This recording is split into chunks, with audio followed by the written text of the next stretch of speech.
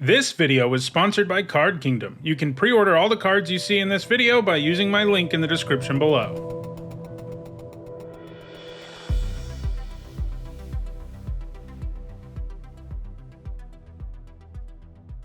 Hi everyone, I'm Nissa, and today the full card gallery for March of the Machine was revealed, and that also means it's time for me to do my limited set review for this new format. For the next week or so, there'll be a video out every single day where I go over the cards in the set and evaluate them for limited play. We're starting today with a look at the multicolored and colorless cards. Multicolored cards are always a nice place to start because it gives us a better idea of what the format's archetypes are, and it also means we get to start by looking at some of the most powerful cards in the set. For each of these cards, I'll discuss how I think they'll play in Limited, and I'll sum up my thoughts by using a letter grade. If you're new to my set reviews, you can find out what my grades mean by looking in the description. There are a couple of things to keep in mind as we look at these cards. I'm only evaluating them for play in Limited and not any other formats, and these are of course my evaluations of these cards before actually playing with them, so of course I won't be right about everything. I will be providing updates about the format here on the channel as I play this format more and more. Lastly, I want to let you know that I'm offering some set review related perks for both patrons and channel members. You get access to my ongoing notes during preview season, and by the end of the set review you'll also get a spreadsheet with all of my grades. If those perks sound interesting to you and you want to support the channel, you can find ways to become a channel member or a patron in the description. Alright, without further ado, let's look at the first card in my March of the Machine limited set review. And that first card is Invasion of Ravnica. It costs 5 generic mana. It's a battle with the subtype Siege. It's a mythic rare, and it starts with 4 defense. As it says, as a siege enters, choose an opponent to protect it. You and others can attack it. When it's defeated, exile it, then cast it transformed. In other words, when you play a battle, your opponent is tasked with protecting it, and then you can attack this battle like you would attack a planeswalker. And once you get all of these defense counters off of it, in this case 4, it will allow you to cast it transformed as the other side. Battles are a big thing in this format. There's 36 of them, I think, maybe only 35, but there's tons of them at uncommon, there's tons of them at rare, and there's a few mythics. It's a huge aspect of this format, and it's going to be really interesting to see how they play out, as it's completely impossible for one to know exactly how they're going to play out because it's a completely new card type that does something that doesn't exactly have an analog. So what does this battle do when it enters the battlefield? Well, it exiles target non-land permanent an opponent controls that isn't exactly 2 colors, and when you get rid of those 4 counters, it transforms, well, lets you cast it as Guildpact Paragon, a 5/5 artifact creature construct, and whenever you cast a spell that's exactly 2 colors, look at the top 6 cards of your library. You may reveal a card that's exactly 2 colors from among them and put it into your hand. Put the rest on the bottom of your library in a random order. So this is a 5-mana removal spell that can deal with most permanents. There will occasionally be something it can't deal with, but that's fine, especially because removing something might also enable you to attack it right away. Which means sometimes this will feel like a 5-mana 5/5 that removes something on ETB, and it even has some additional upside. You probably won't trigger its effect all that often, but you're getting a good deal even if this is just vanilla. Overall, I do think most of these battles are going to be above average or better, because most of them do something when they enter the battlefield that is on rate or maybe a little bit above rate for what you'd expect it to be. And then they have this upside of becoming a creature in most cases. They're not all creatures, but most of them are. And I think this one is one of the more powerful ones in the set for Limited, because a 5-mana removal spell that can hit any permanent, almost any permanent, is really, really good. So basically this has a floor of really nice removal and a ceiling of becoming a 5/5 that might draw you a card or 2. I'm giving this a B+. It's also pretty nice that it's colorless, which makes it a very nice first pick that you know will always make your deck. Next, there's Baral and Kariza. For 1 generic, a blue and a red, you get a 2/4 legendary human at rare. It's got first strike and menace, so whenever you cast your first instant or sorcery spell each turn, you may cast a spell with lesser mana value that shares a card type with it from your hand without paying its mana cost. If you don't, create First Mate Ragavan, a legendary 2/1 red monkey pirate creature token. It gains haste until end of turn. So this has great stats, and the fact you get to either cast something for free or get a Ragavan token when you cast your first instant or sorcery each turn is pretty awesome. Oftentimes, you won't be able to take advantage of the free spell, so it is a big deal that they give you something else in those situations. The token is legendary, so getting more than one at the same time isn't going to happen, but it can also swing at your opponent for free most turns. This is definitely a card intended for spell-heavy blue-red decks, but I think that's going to be most blue-red decks, so this doesn't need a build-around grade. I'm giving it a B+. Next up, it's Borborygmos and Fibble, which costs 2 generic, a green, a blue, and a red, for a 6/5 legendary Cyclops Homunculus at Mythic Rare. When it enters the battlefield or attacks, draw a card, then you may discard any number of land cards. When you discard one or more cards this way, Borborygmos and Fibble deals twice that much damage to target creature. You can pay 1 generic and a blue to put it into its owner's library, third from the top. So this has a really powerful enter the battlefield and attack trigger. Shocking something with it while getting some nice card selection is very doable, and it will make this generate a ton of value if it remains in play. At worst, it draws you a card every time it ETBs or attacks, and that's already really good. Its other ability is mostly just there to be funny because, let's face it, this card is hilarious because it features 2 creatures with really hard to pronounce names. The ability does give them the potential to avoid removal, even if you won't usually draw them again for a few turns. The mana here is very accessible too, especially because it's partly in green. So yeah, this is a big creature that's going to give you value no matter what happens, and sometimes it'll even be able to act as removal. I think it's a bomb. I'm giving it an A. Next up, it's Botanical Brawler, which for a green and a white is a 0/0 elemental warrior at uncommon. It's got trample. It enters the battlefield with 2 +1/+1 counters on it, and whenever 1 or more +1/+1 counters are put on another permanent you control, if it's the first time +1/+1 counters have been put on that permanent this turn, put a +1/+1 counter on Botanical Brawler. So this is one of green-white signpost uncommons. As usual, it's about +1/+1 counters, and a 2-mana 2/2 trampler that makes itself bigger every time you put a counter somewhere else is a pretty powerful thing. There's a mechanic that we haven't seen yet in this video that is all about +1/+1 counters in the format, and plenty of other +1/+1 counter stuff in the set. This is really good. I'm giving it a B.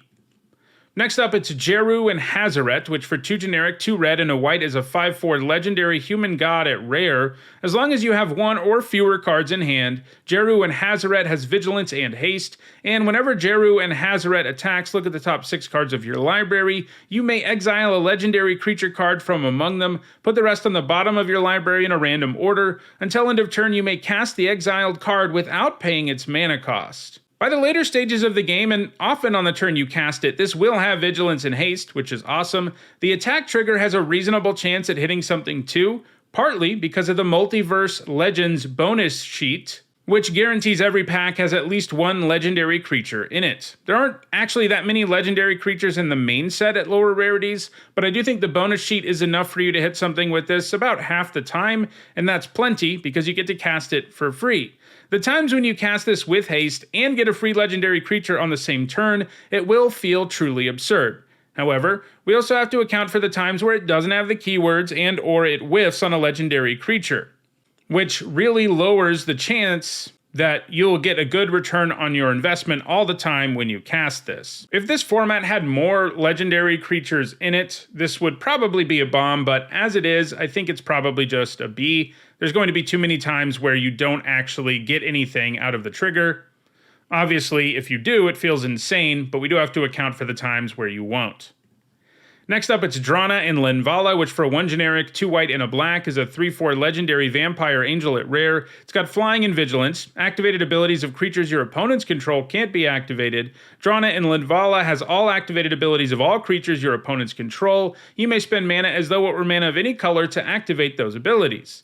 A 4-mana 3/4 flying and vigilance is great, although double white does make it more challenging to cast this super consistently on turn 4. Luckily, it has way more upside than that, though. Shutting off opposing activated abilities and stealing those abilities is sweet, though more often than not, it won't actually do something. Still, I'm giving this a B+. Next up, it's Elvis Vat Keeper, which for 1 generic, a black, and a green is a 3/3 Phyrexian Elf at uncommon. When it enters the battlefield, you incubate 2. This is one of the new mechanics in the set. It says create an incubator token with 2 +1/+1 counters on it, and you can pay 2 generic and transform it, and it transforms into a 0/0 Phyrexian artifact creature. You can also pay 5 generic and transform target incubator token you control, and double the number of +1/+1 counters on it. A 3 mana 3/3 that makes this token is already a great card. If you have 5 mana available, you can just do it all and pay 5 for a 3/3 and a 2/2, which is a nice deal. The other ability is expensive, but if you have the mana to sink into it, it does make your incubator tokens a lot scarier. This is, of course, one of the black-green signpost uncommons, and that deck is really about having really big incubator tokens. And you can see how this fits in well there. I'm giving this a B. Next up, it's Errant and Giada, which for 1 generic, a white and a blue, is a 2/3 legendary human angel at rare. It's got flash, it's got flying. You can look at the top card of your library anytime, and you can cast spells with flash or flying from the top of your library. This has a great base rate, and getting information about the top of your library is nice upside to add to it. While you aren't ultra likely to have a ton of cards with flash in your deck, you are likely to have some flyers, especially in blue-white, and if you cast even one thing off of the top of your library, this will feel amazing and give you a really good 2-for-1. I'm giving this a B+. Next up, it's Galta and Mavrin, which costs 3 generic, 2 green, and 2 white for a 12/12 legendary dinosaur vampire at rare. It's got trample, and whenever you attack, you choose one. Create a tapped and attacking XX green dinosaur creature token with trample, where X is the greatest power among other attacking creatures, or create X/1/1 white vampire creature tokens with lifelink, where X is the number of other attacking creatures. This is a little tough to cast because of double green and double white, but it's pretty absurd if you can. It has way above rate stats, and then also just generates a bunch of creature tokens. And if you do that, your opponent is probably going to lose. If you're behind it all, making those lifelink tokens will allow you to attack effectively and still allow you to defend yourself while gaining life, and if you're ahead, making another huge dino probably ends the game. So basically, this is great whether you're ahead or behind, and is certainly a must-kill threat. I'm giving it an A. Next up, it's Galissa, Herald of Predation, which for 3 generic, a black and a green, is a 3/5 legendary Phyrexian zombie elf at rare. At the beginning of combat on your turn, you choose one. You can incubate 2 twice. You can transform all incubator tokens you control, or Phyrexians you control gain first strike and death touch until end of turn. Like past Galissas, this one looks amazing. Her trigger happens at combat, so you are going to get some value out of her right away, and all 3 options are pretty sweet. If you've already got a nice board, giving all of your Phyrexians first strike and death touch will make it impossible for your opponent to block effectively. If you've already got some incubator tokens that you need to transform, she can do that for you too, and if you need to build out your board, she can give you incubator tokens. Because she gives you real value right away and snowballs from there, she's definitely a bomb. I'm giving her an A. Next up, it's Halo Forager, which for 1 generic, a blue and a black, is a 3/1 fairy rogue at uncommon. It's got flying. When it enters the battlefield, you can pay X, and when you do, you may cast target instant or sorcery card with mana value X from a graveyard without paying its mana cost. If that spell would be put into a graveyard, exile it instead. So blue-black is a mill deck in this format, interested in both self-mill and milling the opponent and getting value out of it, and Halo Forager really shows you that because you can cast spells from your opponent's graveyard too. And this also means that having cards in the graveyards is really likely if you're in a blue-black deck. And a 3 mana 3/1 flyer, already a pretty passable card. And even if you just cast a 1 mana spell from the graveyard, you're getting a pretty sweet 2-for-1, and it's going to scale as more and more good spells get in the graveyard. This is another great signpost uncommon. I'm giving it a B. Next up, it's Hidezugu Kairi, which for 2 generic, 2 blue, and a black is a 5/4 legendary ogre demon dragon at rare. It's got flying. When it enters the battlefield, you draw 3 cards and put 2 cards from your hand on top of your library in any order, basically brainstorm. And when it dies, you exile the top card of your library. Target opponent loses life equal to its mana value. If it's an instant or sorcery, you may cast it without paying its mana cost. So a 5 mana 5/4 flyer is a huge problem for your opponent, but this also draws you cards, giving you serious value. And if it just stopped there, it would probably be like an A-, a B+ at worst. But then it also has this death trigger that can sometimes be quite potent too, especially if you set it up using the Enter the Battlefield trigger. And you can play this and be like, my opponent might have removal. Let me put this spell on top of my library. I'll redraw it again next turn. If they don't kill Hidezugu Kairi, and if they do, I get to cast this spell for free and make them lose life. So yeah, this puts your opponent between a rock and a hard place. I'm giving it an A, definitely a bomb. Next up, it's Inga Isika, which for 2 generic, a green, and a blue is a 4/4 legendary human god at rare. Creatures you control have vigilance and tap. Add 1 mana of any color. Spend this mana only to cast a creature spell. And whenever you cast a creature spell, if 3 or more mana from creatures was spent to cast it, draw a card. So 4 mana 4/4 here that has a ton of upside. Giving your board vigilance and the ability to tap for mana is great. That means you'll still be able to attack your opponent and pressure them, maybe attack their battles, and then also add to the board using mana that those creatures can produce. And if you're doing that, you're also likely to draw cards. Basically, as we've seen, all of these cards that are pairings from various planes are really good. And this is maybe not quite a bomb, but it's close. I'm giving it a B+. All right, next is Invasion of Alara. We're about to see a bunch of battles because they all start with Invasion, and we're going in set order number here, which itself is alphabetical.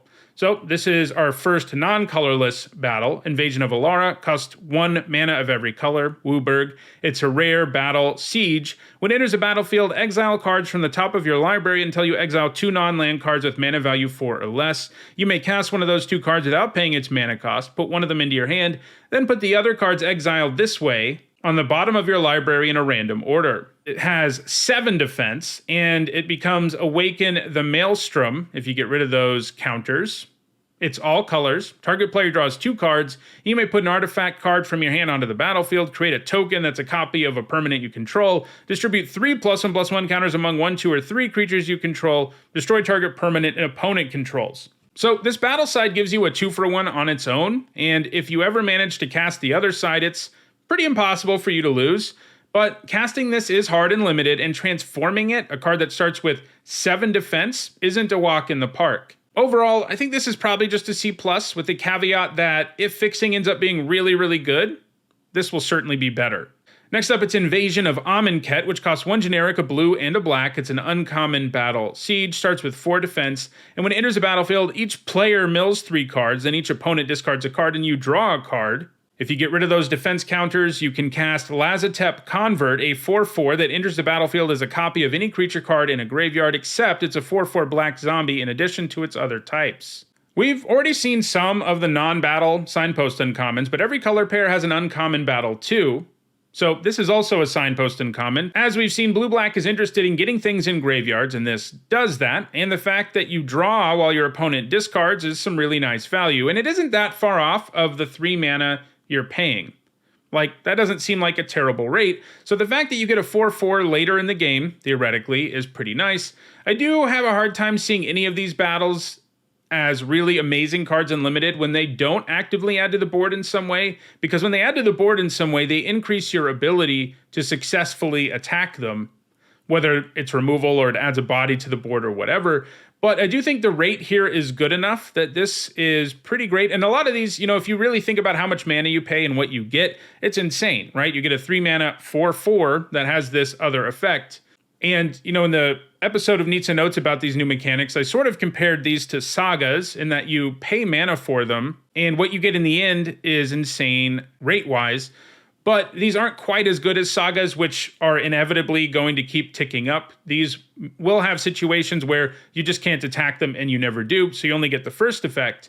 So that first effect does need to be a pretty good rate.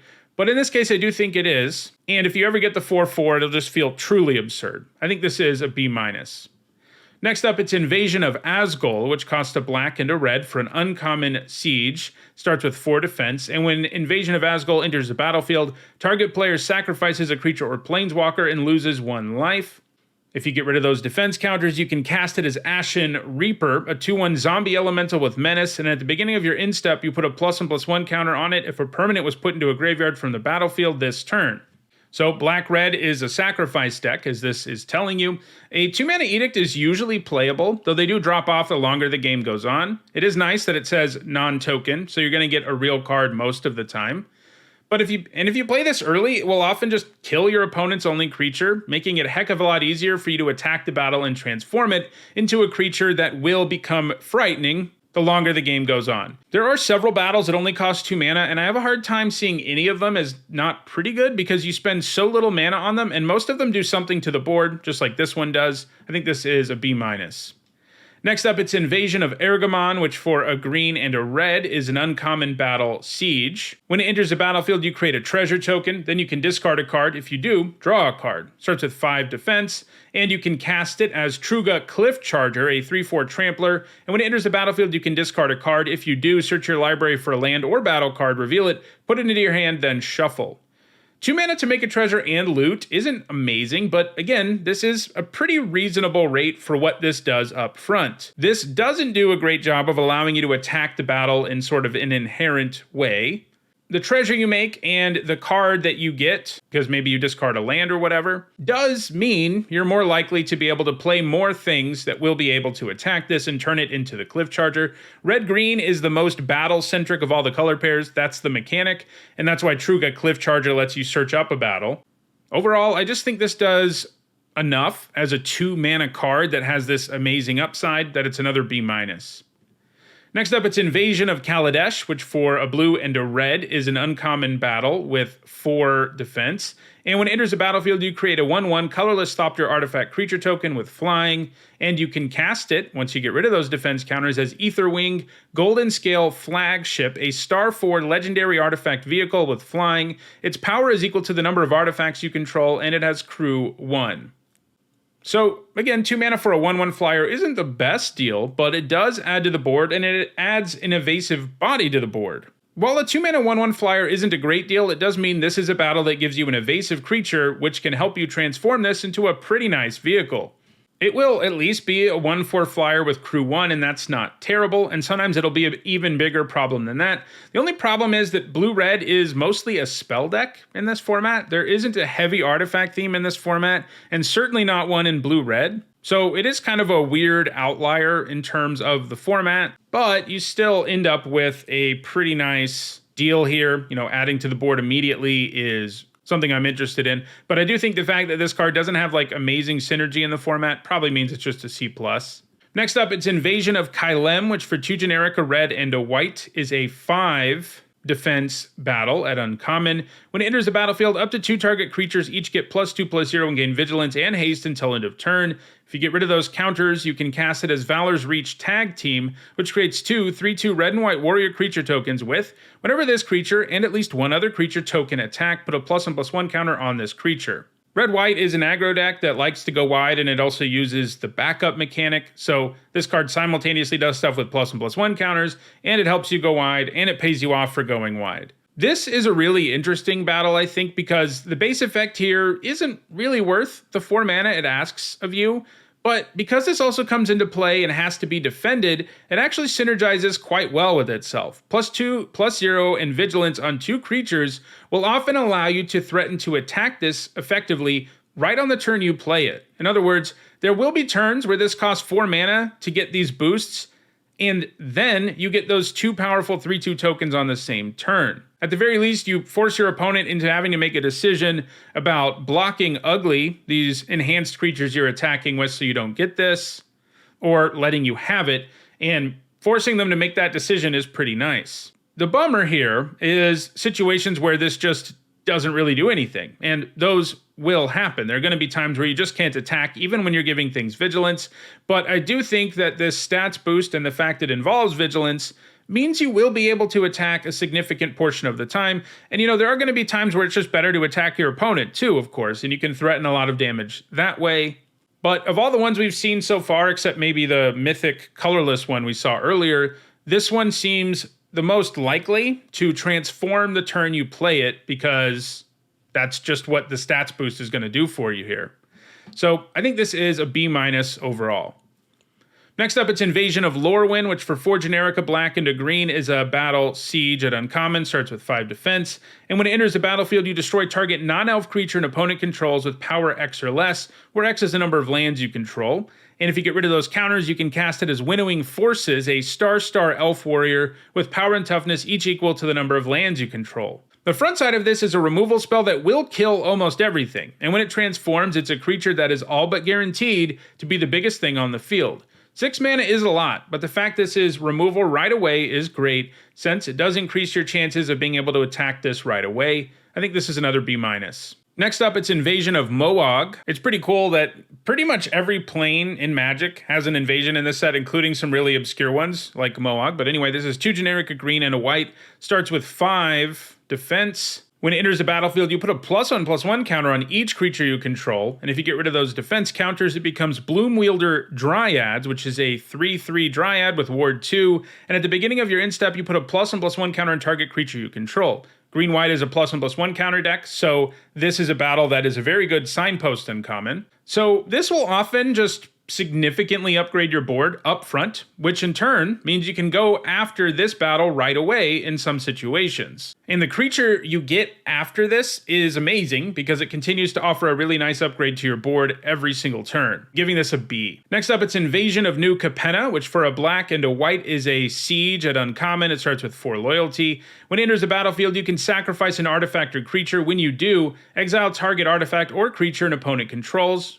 When you get rid of those counters, you can cast it as Holy Frazzle Cannon, which sounds like something Robin would say. But anyway, it's an artifact equipment, and whenever equipped creature attacks, you put a +1/+1 counter on that creature, and each other creature you control that shares a creature type with it, and it has an equip cost of 1 generic. So this is another battle that is very clearly a signpost uncommon. Black-white is about making a bunch of smaller incubator tokens, so you'll have fodder to sacrifice. And then it's also interested in the Phyrexian creature type more broadly, which the equipment works really, really well with. I don't love that this does stone nothing on turn 2 a lot of the time. It would be nice to be able to set this up on turn 2 and get a little something, which is what a lot of the other cheap battles we've seen do. This one is not going to be good early. That said, the thing it can do is powerful, especially if you have some expendable bodies around, which, as I said, not a huge ask if you're in black-white. And once you get this equipment, it is going to make your board very terrifying for your opponent. So overall, I think this is a B-. You know, it has its problems. You're not always going to be able to play it early and start attacking it right away. But it does do something fairly powerful up front, and then becomes an equipment that is usually going to be amazing. Next up, it's Invasion of New Phyrexia, which costs X generic mana, a white and a blue, for a 6 defense battle at Mythic Rare. When it enters the battlefield, you create X 2/2 white and blue knight creature tokens with Vigilance. When you get rid of those defense counters, you get Teferi Akosa of Jalfir, a 4 loyalty legendary planeswalker. It has a +1 that says draw 2 cards and discard 2 unless you discard a creature card. A -2 that says you get an emblem with knights you control, get +1/+0 and have ward 1.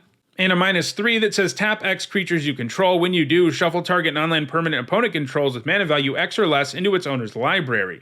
So, just the battle side, if you're paying 2 or more for this, you're getting a nice deal, even without discussing its ability to transform, and it really just scales from there. The more mana you can pump into X, the more potent this becomes, the more efficient it becomes.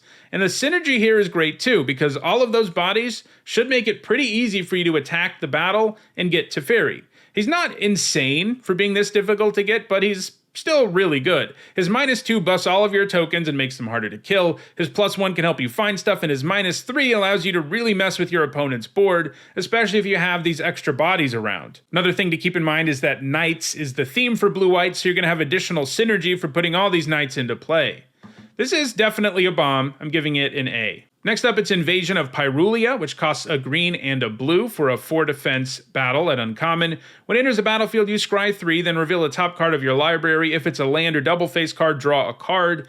And if you get rid of those defense counters, you can cast it as Gargantuan Slabhorn, a 4/4 with Trample and Ward 2, and other transform permanents you control have Trample and Ward 2. 2 mana for a scry 3 that is likely to draw you a card isn't a bad rate.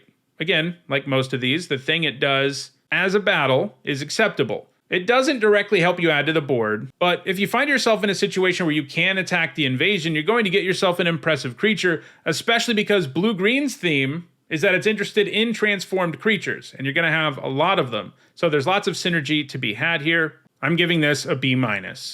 Next up, it's Invasion of Tolvada, which costs 3 generic, a white, and a black for a 5 defense battle at rare. When it enters the battlefield, return target non-battle permanent card from your graveyard to the battlefield. If you get rid of those counters, you can cast it as the Broken Sky, an enchantment. It says creature tokens you control get +1/+0 and have lifelink. At the beginning of your end step, create a 1/1 white and black spirit creature token with flying. 5 mana to get a permanent back from your graveyard isn't always going to feel like it's worth it.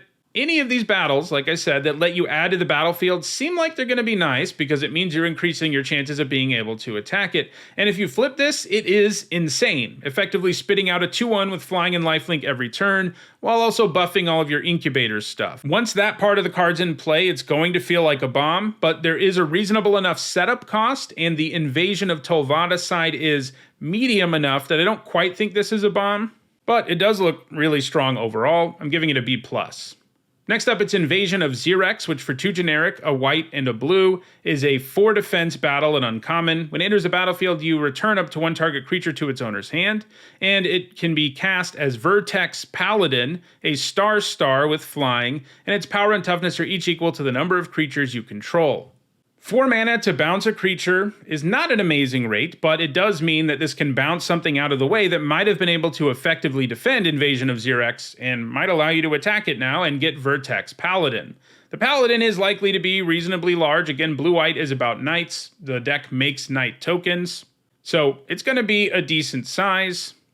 I do think the front side seems inefficient enough that I don't exactly feel incredible about this, but like I said, pretty much all of these, at least that we're going to see in this video, are above average. And I think that makes this at least a C+.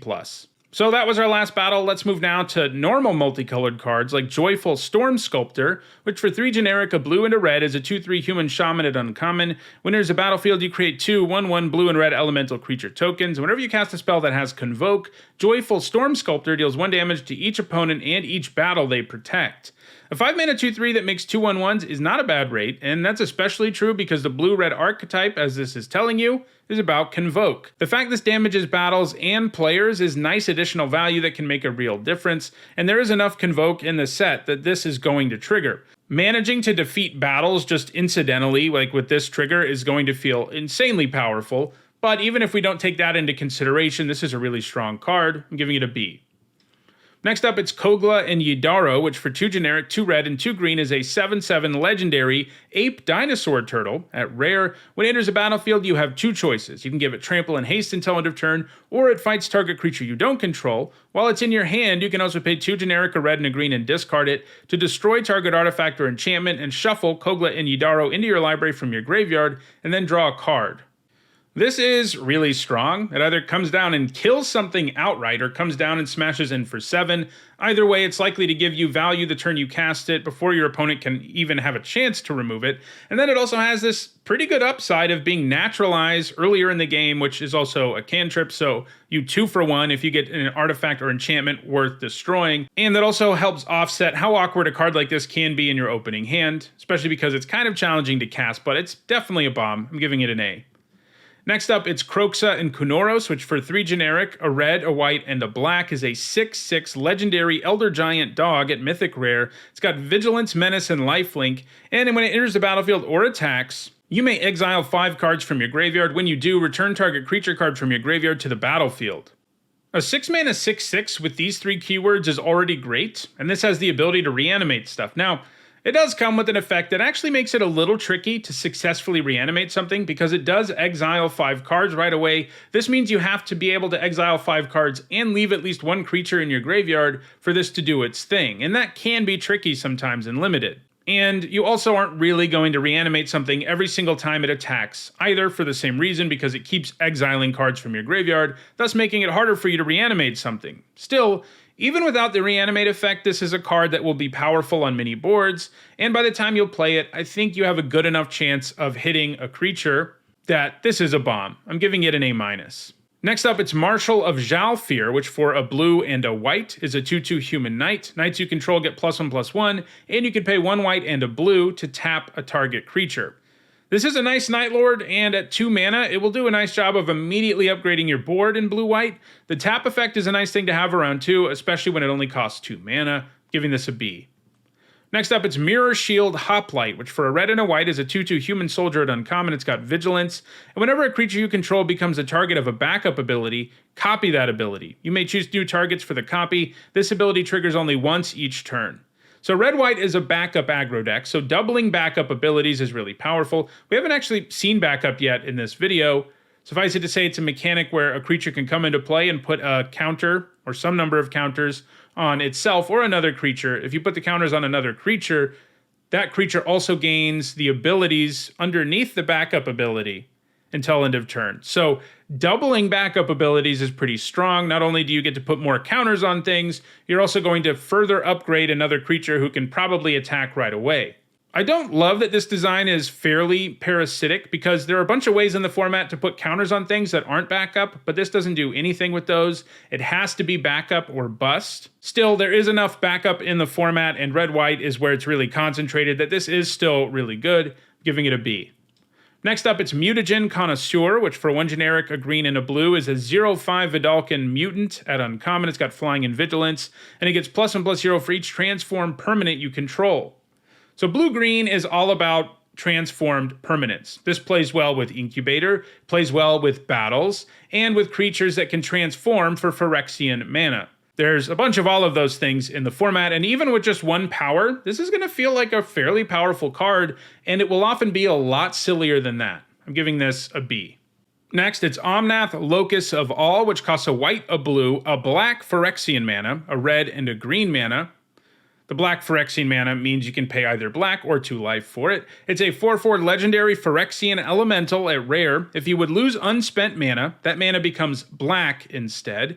At the beginning of your pre-combat main phase, look at the top card of your library. You may reveal that card if it has 3 or more colored mana symbols in its mana cost. If you do, add 3 mana in any combination of its colors and put it into your hand. If you don't reveal it, put it into your hand. Obviously, casting this isn't a cakewalk, even though you only need 4 colors of mana, but its ability to store mana and draw you an extra card every turn is awesome. You're not going to be able to get the extra mana out of this very often because there just aren't that many cards in this set that have 3 or more colored mana symbols on them.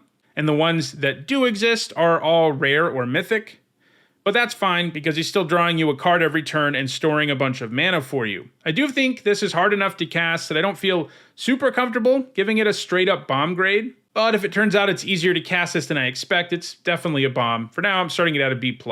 Next, it's Quintus Loremaster, which for 3 generic, a red and a white, is a 3/5 legendary elephant cleric at rare. It's got vigilance. At the beginning of your instep, exile target non-creature, non-land card from your graveyard, create a 3/2 red and white spirit creature token, and you can pay 1 generic, a red and a white, and tap it and sacrifice a spirit, and choose target card exiled with it. You may cast that card this turn without paying its mana cost. If that spell would be put into a graveyard, put it on the bottom of its owner's library instead. I'm happy to see Quintus back, and it looks like this time he's gonna be better in limited. He will often feel like a 5 mana 3/5 with vigilance that puts a 3/2 into play right away, and that's amazing. There will be times where he doesn't have something to exile because it is fairly restrictive. It says non-creature, non-land. That mostly means instants and sorceries. But most of the time, when you play him, you'll have probably cast some removal spell, and getting that first 3/2 is pretty doable. Getting more than that first 3/2 might be a little bit harder, but even if you just get one, this is going to feel incredible, especially because you can actually get all those spells back by giving up your spirit, or any spirit,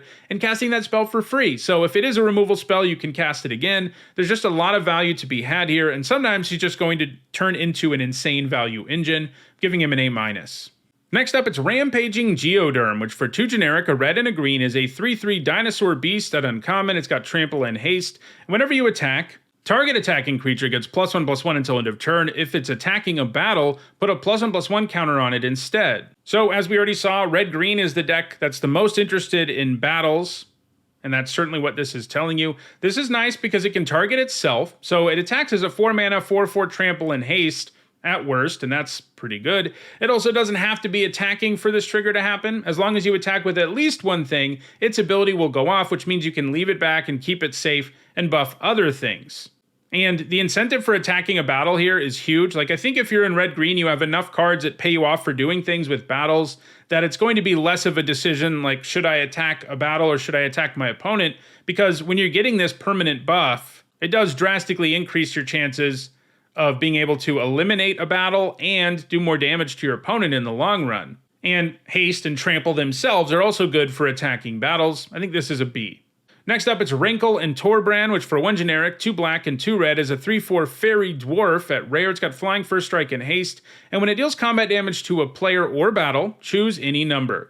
Each player creates a treasure token. Each player sacrifices a creature. If a source would deal damage to a player or battle this turn, it deals that much damage +2 instead. The only thing that holds this card back at all is that the mana is intensive enough that consistently casting it, like on turn 5, is going to be rough and limited, but that's fine because it's really good all game long, and it will have an impact immediately every time you play it more or less. You're always going to choose the third option here when you hit something, whether it's your opponent or a battle, because it just basically gives you a one-sided upgrade for a turn, and doing more damage is a big deal. The other two options are more situational, but you can choose not to select them. Like, you may not want to give your opponent a treasure, and you may not have something worth sacrificing, or maybe your opponent does. But when those abilities work out too, it's going to feel extra insane, and then you have this amazing base rate creature in the first place. And all of that makes this a bomb. I'm giving it an A. Next up, it's Sculpted Perfection, which for 2 generic, a white and a black, is an uncommon enchantment. When it enters the battlefield, you incubate 2, and Phyrexians you control get +1/+1. So, as we've seen, black-white is a Phyrexian tribal deck that's also really into going wide with these incubator tokens. Most creatures in black and white are Phyrexians in the set, so this is just an anthem a lot of the time, and one that brings a creature along for the ride, even if the creature you get is a little inefficient, giving this a B-. Next up, it's Stormclaw Rager, which for 1 generic, a black and a red, is a 2/2 Ogre Warrior at uncommon. You can pay 1 generic and sack another creature or artifact and put a +1/+1 counter on it and draw a card. Activate only as a sorcery. So this is a powerful sacrifice outlet, even only limited to sorcery speed. You get a card back, so it's hard not to get nice value out of this, especially if you're sacrificing something really expendable. It's also notable this doesn't only let you do it once a turn, so there may be turns where you just need to rip through a bunch of cards in your library and make the Rager huge, and you can do that. There's also a cheap threaten effect at uncommon in this set, which is going to combo really absurdly with this. But in general, there's plenty of good stuff to sacrifice to this, and like I said, you can sacrifice almost anything to it and feel like you're getting good value because of the card you draw and the +1/+1 counter you get. This is another strong signpost. I'm giving it a B. Next up, it's Thalia and the Gitrog Monster, which costs 1 generic, a white, a black, and a green. It's a 4/4 human frog horror at Mythic Rare. It's got First Strike and Death Touch. You can play an additional land on each of your turns. Creatures and non-basic lands your opponents control enter the battlefield tapped, and when it attacks, you sacrifice a creature or land and then draw a card. These keywords make it really hard to block, as does the fact that it makes your opponent's creatures enter tapped, which means they're not going to be very good at blocking that first turn. So that's a big upgrade for your whole board. The ability to play extra lands is always underwhelming and limited just because it doesn't come up that much. The times where you can play this and then just drop a land, an extra land drop that turn, are going to feel good, but a lot of the time it just doesn't matter.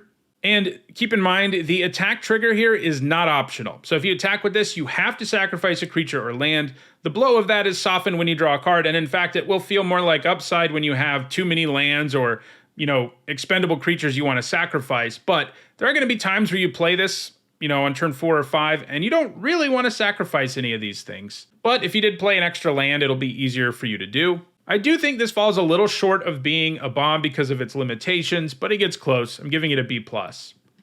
Next up, it's Yargle and Multani, which for 3 generic, 2 black, and a green, is an 18/6 legendary frog spirit elemental at rare, and that is it. So this is a massive vanilla creature. Obviously, 18 power is enormous, but it can also be chump blocked all day or taken down by a couple of 3 power creatures or a random common death touch creature that blocks it. If you have ways to give this evasion, it will become quite the threat, but we've seen in the past that big vanilla creatures just aren't that impressive and limited, even if this is pretty much the biggest one yet. It's probably just a C. Next up, it's Zamone and Dina, which costs black, green, blue for a 3/4 legendary human dryad at Mythic Rare. When you draw your second card each turn, target opponent loses 2 life and you gain 2 life. You can tap it and sack another creature to draw a card, and you can put a land card from your hand onto the battlefield tapped. If you control 8 or more lands, repeat this process once. Draining 2 life when you draw your second card is pretty nice. It quickly creates a massive difference in life total between you and your opponent, which helps you pull even farther ahead than drawing an extra card already would. And of course, this comes with a built-in way to do that in the first place. It can even trigger both times if you have enough lands, so you can wait to use it on your opponent's turn, block, use the ability to sacrifice that creature, and then get all kinds of value. That said, it's not going to be super easy to trigger this consistently. I think you'll be able to do it enough that it's a good card, but I'm giving it a B.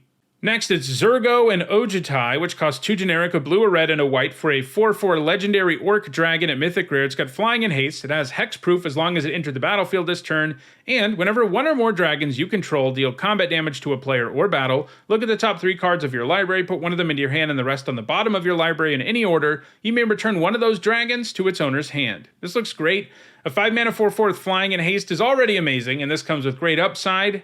Similar to what the original Ojitai did, you get great card selection and you get to draw a card, and the fact that it has hexproof means you're likely to get value out of this most of the time when you cast it. Flying and haste really makes sure that's going to happen. It is kind of silly. You can, if you have the mana, you can just keep returning this to your hand so that it always has hexproof. Most of the time, it's going to be better to leave it in place so you're not having to pay 5 for it every turn, but that is like an extreme late game upside where you can just keep playing this, drawing extra cards, and make sure it always has hexproof. So yeah, this is a bomb. I'm giving it an A.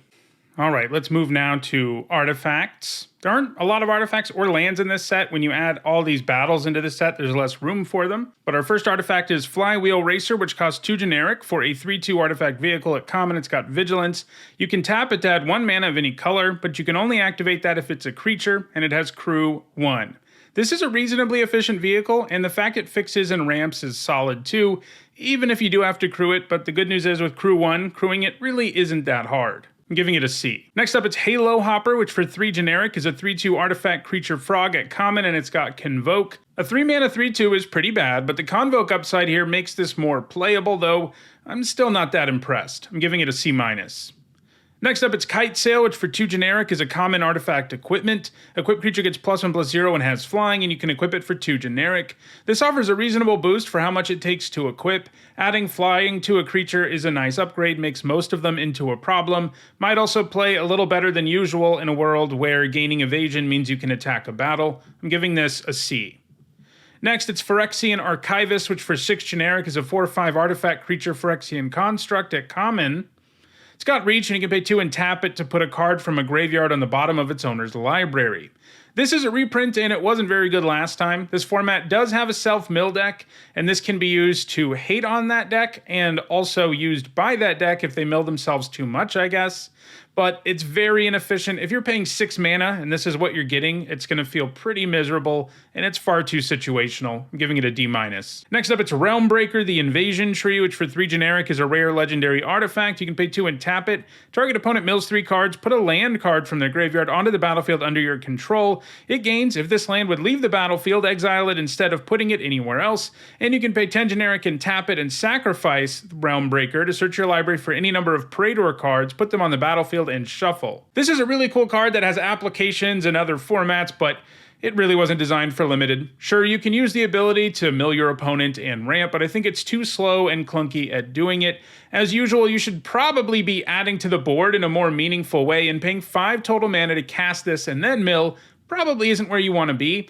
Obviously, the second activated ability is all but useless and limited. I guess if you end up with like 2 Praetors, it could be kind of interesting, but it does still cost like 10. And that's way too much mana. This might be playable in some situations, especially if a ramp deck materializes in the format, so I'm giving it a D for now, but even that might be generous. Next up, it's Skittering Surveyor, which for 3 generic is a 1/2 artifact creature construct at common. When it enters the battlefield, you search your library for a basic land, put it in your hand, and then shuffle. This is a nice reprint. It does a great job of fixing your mana, and if you're in a deck like Black-Red, it makes for a very expendable body to sacrifice. I'm giving this a C+.